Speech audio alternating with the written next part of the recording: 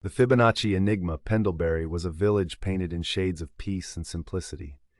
Its cobblestone streets meandered through lush gardens and ivy-draped cottages where the scent of blooming begonias filled the air. It seemed untouched by the chaos of the world beyond its bounds, swaddled in serenity like a child in a lullaby. Yet beneath the calm exterior, an underlying tension simmered, waiting to be unearthed.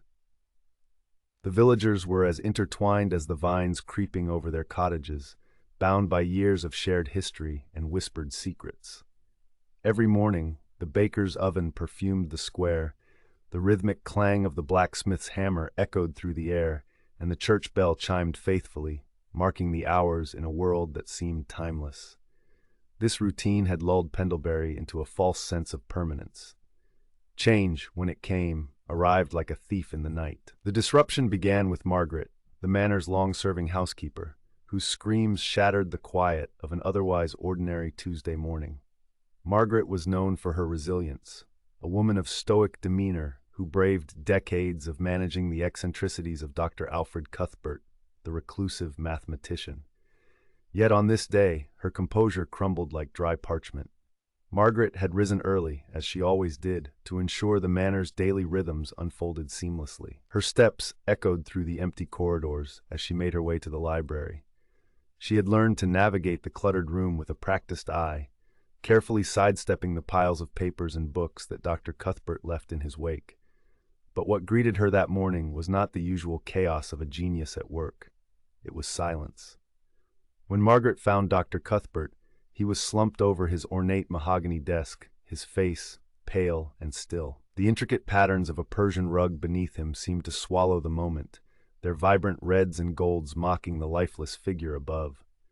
A half-filled teacup sat precariously near his hand, its contents long cold. But it wasn't the sight of death that unsettled Margaret. It was his eyes, wide open and fixed in an expression she could only describe as knowing. They seemed to stare beyond the confines of the room, into something unseen. Her screams brought Thomas, the manor's gardener, running. Together, they alerted the local constable, who wasted no time in summoning assistance from the city. By midday, Inspector Elara Hayes arrived. Elara's reputation as a formidable detective had preceded her, though Pendleberry's villagers regarded her with a mix of curiosity and wariness. She was an outsider, a city woman whose tailored coat and polished boots stood in stark contrast to the muddy paths and homespun clothes of the village. Her sharp eyes missed nothing as she stepped into the manor. The library was an overwhelming sight. Stacks of books teetered precariously, diagrams covered the walls, and the air was thick with the scent of old paper and ink. Dr. Cuthbert lay lifeless, his head resting against an open book. Elara's gaze quickly fell on the peculiar scrawl on the first page. A series of numbers, 1, 1, 2, 3, 5, continuing in the familiar pattern of the Fibonacci sequence. The numbers were written hastily, their ink smudged, as though the professor had scribbled them in his final moments. The sequence was an enigma in itself. A cornerstone of mathematics, it appeared everywhere in nature, from the spirals of galaxies to the petals of a rose. But what could it mean here in this room, in the context of death? Elara's mind churned with questions as she began her investigation. A legacy of mystery. Alfred Cuthbert was a name that carried a profound weight in the world of mathematics. To his peers, he was a genius, a man whose insights had shaped entire fields of study. To the residents of Pendleberry, he was a ghost, an elusive figure who rarely ventured beyond the walls of his manor. Elara's inquiries quickly revealed the duality of Cuthbert's existence. He had arrived in Pendleberry nearly 2 decades ago, purchasing the grand manor on the outskirts of the village. Rumor had it that he had left behind a promising academic career at Oxford, where his brilliance had both dazzled and alienated his colleagues. The reasons for his departure were shrouded in mystery, though whispers of scandal lingered. His life in Pendleberry was one of isolation, interrupted only by his occasional interactions with a select few. Among them was Sophia Bennett, a young mathematician who had once been his protégé. Elara sought her out, curious to understand the man through the eyes of someone who had known him closely. Their meeting in a modest cafe revealed layers of complexity in their relationship. Sophia, with her sharp mind and measured demeanor, spoke candidly about her time with Cuthbert. "I was his student, his assistant, his protégé," she began, her voice steady but tinged with emotion. "But more than that, I was his mirror. I reflected his ideas, his ambitions, his flaws, and when the reflection no longer suited him, he shattered it." She spoke of their work together, of Cuthbert's growing obsession with the Fibonacci sequence. To him, it was more than numbers. It was a key to unlock the patterns that governed everything from the growth of galaxies to the course of human events. But his theories had become increasingly unorthodox, speaking of predestination and the ability to map the future. "I tried to reason with him," Sophia admitted, "but he was convinced he was on the brink of something monumental. He called it the nexus. I don't know what it was, but he believed it was the culmination of his work."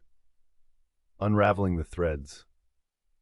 The investigation led Elara to Edgar Langley, the local historian, and Isaac Thorne, the village librarian. Both men painted a picture of Cuthbert as a brilliant but troubled mind, someone who danced on the edge of reason. Edgar, with his encyclopedic knowledge of the village's history, shared tales of his debates with Cuthbert. "He believed the Fibonacci sequence was everywhere," Edgar said, "in the layout of the village, in the cycles of the seasons. He thought Pendleberry itself was a living manifestation of the sequence." Isaac, who had often provided Cuthbert with rare books and manuscripts, spoke of his admiration for the mathematician.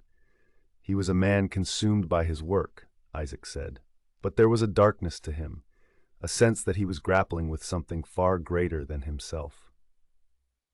As Elara pieced together the fragments of Cuthbert's life, she discovered a chart in his library that plotted the Fibonacci sequence against a series of events. The sequence wasn't just theoretical, it was linked to tangible moments in both Cuthbert's life and the village of Pendleberry. More disturbing still, the sequence extended into the future, with a date marked only days away annotated as the convergence. The nexus revealed. On the morning of the marked date, Elara's investigation led her to an abandoned mill on the outskirts of the village. There, hidden beneath the floorboards, she discovered a box containing an intricate device, Cuthbert's life's work. A letter addressed to her by name explained that the device was designed to visualize the patterns of the Fibonacci sequence in real time, revealing the interconnectedness of all things. Edgar Langley and Sophia Bennett joined her at the mill, drawn by the same invisible thread that had guided her there. Together they witnessed the device, the nexus, come to life, projecting spirals of light that danced in response to their movements. It was both a marvel and a warning, a testament to human ingenuity and the peril of overreach. In the end, Elara chose to safeguard the device in a secure vault at the Pendleberry Constabulary. The village returned to its quiet rhythms, but for those who had glimpsed the patterns of the Fibonacci sequence and the enigmatic nexus, life would never be the same. They had seen the threads that connected them all, and though the nexus was now locked away, its influence would linger, a silent reminder of the mysteries that lay beneath the calm. Pendleberry had revealed only a fraction of its secrets.